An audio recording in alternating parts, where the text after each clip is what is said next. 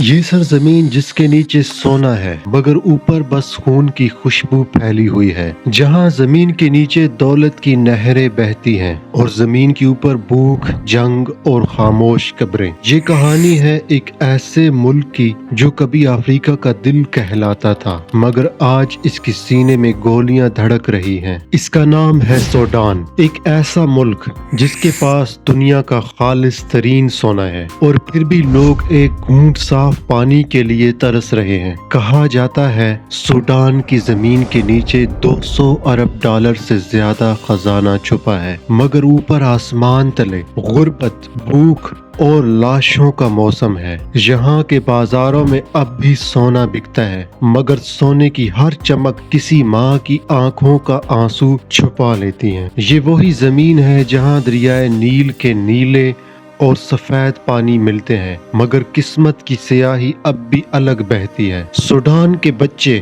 قرآن کے حافظ بنتے ہیں مگر بھوک ان کے ہونٹوں پر خاموشی لکھ دیتی ہے۔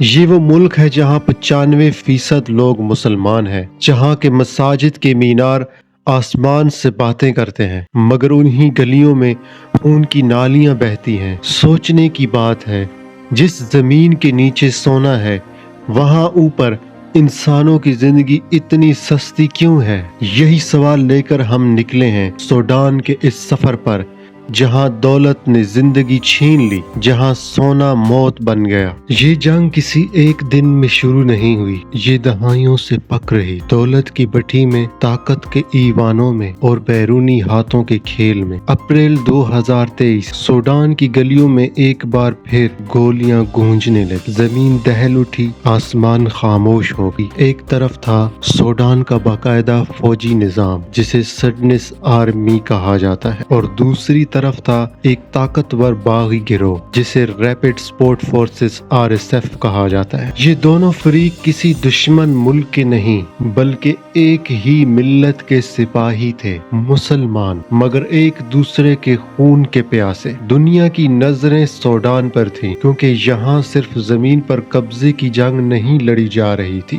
یہاں جنگ تھی سونے پر، بندرگاہوں پر اور اقتدار پر۔ دنیا کی نظروں سے چھپی ایک اور خاموش طاقت اس کھیل کو کنٹرول کر رہی، متحدہ عرب امارات۔ جی ہاں، وہی امارات جہاں کی سڑکیں سونے سے چمکتی ہیں، جہاں دنیا کے سب سے بڑے گولڈ مارکیٹ ہیں مگر ان مارکیٹوں کی ہر چمک میں سوڈان کے بے گناہوں کا خون شامل۔ تحقیقات سے پتہ چلا RSF کو اسلحہ، رقم اور تربیت کہاں سے ملی؟ سیدھا امارات سے، اور بدلے میں RSF نے سوڈان کے سونے کی کانوں پر قبضہ کر لیا کیونکہ سوڈان کے نیچے 1600 ٹن سے زیادہ سونا دفن ہے، سونا جس کی مالیت 200 ارب ڈالر سے بھی زیادہ ہے۔ یہی وہ خزانہ ہے جس پر ہر طاقتور ملک کی نظر ہے۔ سوڈان کی حکومت نے ایک وقت امارات کو اپنی بندرگاہوں کو ٹھیکے میں دینے سے انکار کر دیا تھا اور پھر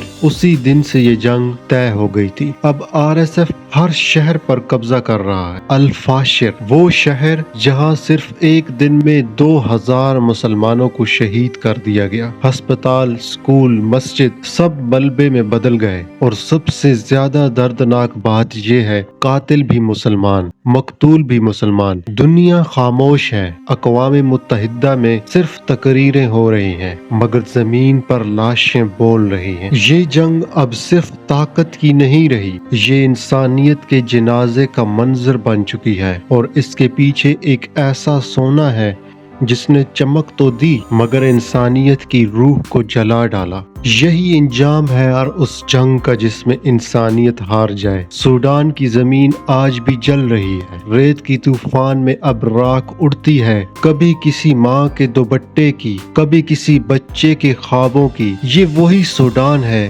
جہاں دریائے نیل کے کنارے کبھی آذان کی آواز گونجتی تھی، جہاں بچے قرآن یاد کرتے تھے اور بازاروں میں خوشبوؤں کا راج تھا، مگر اب وہی گلیاں خاموش ہیں، صرف دیواروں پر گولیوں کے نشان باقی ہیں اور زمین پر وہ نشان جو کبھی انسان کے قدموں کے تھے۔ الفاشر، خرطوم، دارفور، یہ نام अब सिर्फ नक्शे पर नहीं, इनमें हजारों माओं के आंसू छुपे हैं। दुनिया अब भी तमाशा देख रही। ताकतवर मुल्क अपनी बंदरगाहों और सोने के ख्वाबों में मगन है, और सूडान के बच्चे अब भी आसमान की तरफ देखते हैं। जहां से कभी बारिश आती थी, अब सिर्फ धुआं उठता है, लेकिन उम्मीद अभी जिंदा है। हर खंडर में, हर कब्र के पास कोई ना कोई हाथ अब भी दुआ के लिए उठता है। ए रब, हम तेरी जमीन पर अमन चाहते हैं। इस सोने की चमक को